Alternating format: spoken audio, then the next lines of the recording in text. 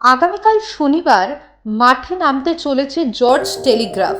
Calcutta football লিগে এবার মাঠে নামার পালা জর্জ টেলিগ্রাফ ক্লাবের।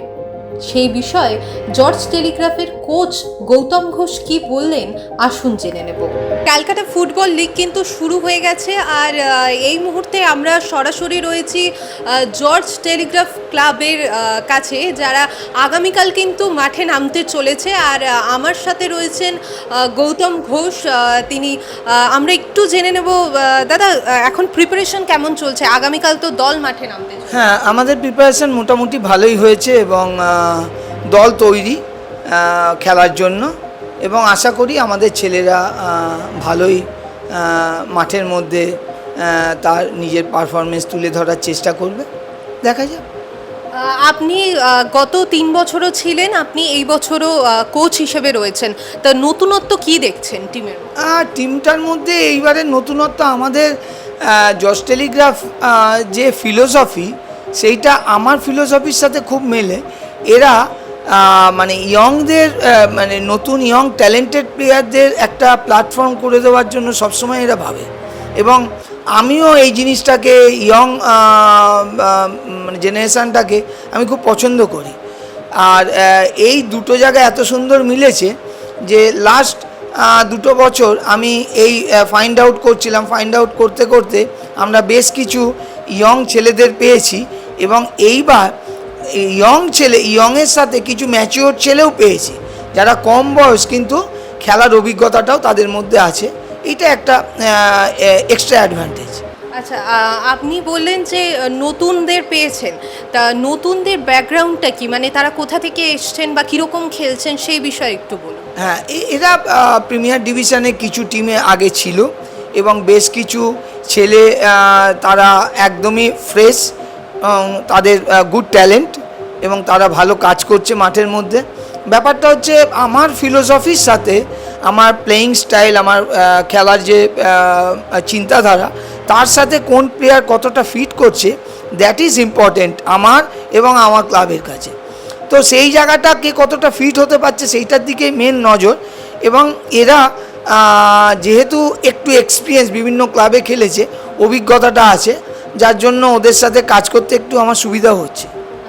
এক্সপিরিয়েন্স প্লেয়ার আর নতুন প্লেয়ার দুজনেই বললেন এই টিমে আছে, তাদের মধ্যে বন্ডিং বা তাদের কতটা হেল্প হচ্ছে, মানে সিনিয়ররা কতটা হেল্প করছেন?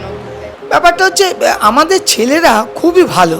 আমি একটা জিনিস দেখলাম, এদের বিহেভিয়ার আউট অফ দ্য মানে of the field, on the field, এরা মানে খুব মানে মিশুকে, এবং বাচ্চাদেরকে খুব সহযোগিতা করছে, এবং আমাদের সাথে মানে কোচ বলো বা অফিসিয়ালদের সাথে এরা খুবই মানে সহযোগিতামূলক এদের বিহেভিয়ার, যার ফলে আমাদের কাজ করতে অনেক সুবিধা হচ্ছে। এটা তো টিম গেম, এইখানে এই জিনিসটা খুবই জরুরি, এবং সেই হেল্পটা আমরা ওদের কাছ থেকে পাচ্ছি।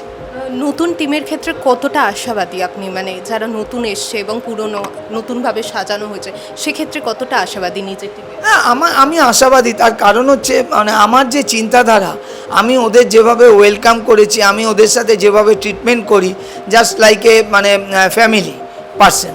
তো সুতরাং ওদেরকে একটাই আমি বলেছি যে তুমি হারলে মানে সেটা আমার দোষ, হারাটা ওদের ফল্ট নয়। আমি হয়তো সঠিকভাবে শেখাতে পারিনি, বাট যখন ওরা ভালো সময় ওরা এনজয় করবে, মানে জিতবে, তখন এইটা যেন ওরা ফিল করে যে আমরা এত সুন্দর কষ্ট করেছি, এবং কষ্টটা সুন্দরভাবে এক্সিকিউট করার জন্য আজকে আমাদের সাফল্য। সো আমরা এইটাই বলেছি, আমরা শুরু থেকে লাস্ট দিন পর্যন্ত এই মানসিকতা নিয়েই চলব। সুতরাং I hope everything will be going on in good way. আপনি এক্স ন্যাশনাল টিমে খেলেছেন, ফরওয়ার্ড হিসেবে খেলেছেন, তো সেক্ষেত্রে আপনি টাটা ফুটবল একাডেমিরও প্রোডাক্ট, সেক্ষেত্রে আমাদের এই দেশে কতটা প্রয়োজনীয় এই ধরনের একাডেমি? যে কোনো জিনিস আমার মনে হয় একটা ভালো শিক্ষা প্রতিষ্ঠান একটা বাচ্চাকে ভালো গড়ে তুলতে সাহায্য করে।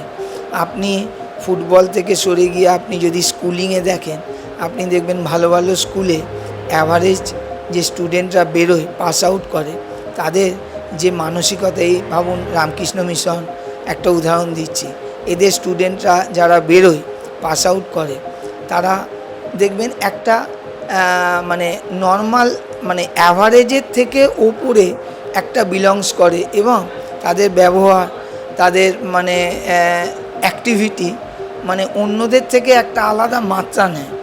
তো সুতরাং টিএফএ থেকে শুধু ফুটবলই শিখিনি, ফুটবলের পাশাপাশি লাইফস্টাইল, তার সাথে সাথে মানুষের সাথে মেশা, ব্যবহার, সমস্ত জিনিসই শেখায়। আমার মনে হয় ফুটবলে যত এই ধরনের শিক্ষা প্রতিষ্ঠান যারা খেলার সাথে সাথে একটা মানুষ তৈরি করবে, গড়ে উঠবে, তাতে কী হবে, একটা মানুষ হয়তো সে ফুটবলে জীবনে নাই স্ট্যান্ড করতে পারে, বাট সে তার জীবনে যেন স্ট্যান্ড করতে পারে, এইটা হচ্ছে সবচেয়ে বড় জরুরি একটা মানুষের কাছে। তা আমার মনে হয় সেই ক্ষেত্রে আমি লাকি যে আমি টাটা ফুটবল একাডেমির মতো একটা অত ভালো প্রতিষ্ঠানের সাথে যুক্ত ছিলাম। 7 বছর ছিলাম আমি, এবং বিভিন্ন ইউরোপিয়ান ট্যুর, এক্সপ্রেসার ট্যুর আমার জীবনে অনেক এফেক্ট করেছে। এছাড়া ইন্ডিয়ান টিমে আমি খেলেছি, আমি ইন্ডিয়ান টিমে ইউথে আন্ডার-16 হেড কোচ ছিলাম, 3 থেকে 4 বছর, যার ফলে সমস্ত অভিজ্ঞতা আমাকে একটা মানে জেনারেল মানুষ হিসাবে গড়ে তুলেছে।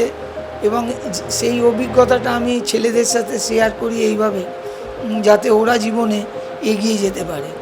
শুধু ফুটবল নয়, ফুটবলের পাশাপাশি ওদের মানসিকতা যেন ভালো হয়। আমি ওদের সাথে এমনভাবে ব্যবহার করি, যে ভাষা ইউজ করি, তাতে ওরা অলওয়েজ ফিল করে যে একটা ভালো মানুষ ও যেন ফুটবলে অ্যাক্সেস পেতে পারে বা এগিয়ে যেতে পারে।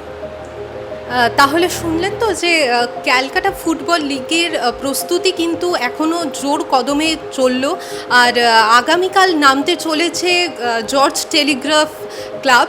আর আমরা কিন্তু সেক্ষেত্রে সত্যিই আশাবাদী যে ক্যালকাটা ফুটবল লিগ এরকমভাবেই জমে উঠবে এবং তারা বিজয়ী হবে ডেফিনেটলি। আর বাকি আপডেট পেতে ক্যালকাটা ফুটবল লিগের এবং ফুটবল লিগের বিভিন্ন আপডেট পেতে আপনাদের চোখ থাকুক বাংলার পালস টিভির ইউটিউব এবং ফেসবুক পেজে।